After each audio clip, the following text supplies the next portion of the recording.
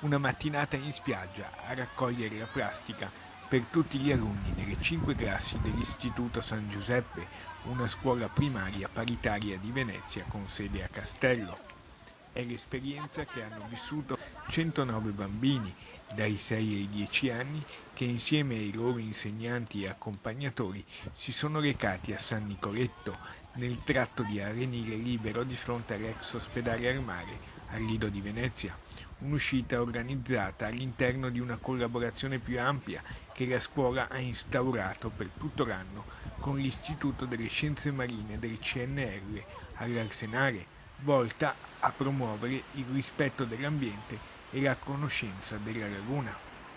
È stata un'esperienza molto interessante, soprattutto per una cultura di quello che è la bellezza del mare e di come dobbiamo preservarlo. L'uscita, guidata dalle coordinatrici della scuola Valentina Forin e Anna Cipriani, è stata seguita dagli esperti del centro di ricerca ambientale.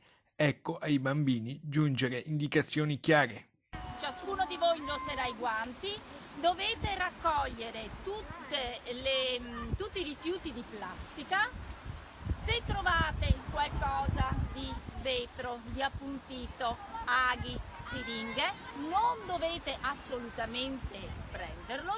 La collaborazione tra la scuola e l'istituto di ricerca è stata molto importante e positiva. Nel corso di tutto l'anno scolastico i ricercatori dell'istituto hanno visitato la scuola proponendo delle attività didattiche, delle lezioni frontali in cui hanno spiegato delle tematiche legate alle scienze del mare e alla ricerca in mare. Abbiamo deciso di coinvolgere dei bambini così piccoli, dalla prima fino alla quinta elementare, per sensibilizzarli nei confronti di questa tematica, per fargli vedere che quando si parla di plastica in spiaggia, plastica in mare, non ci riferiamo solo ai grossi rifiuti.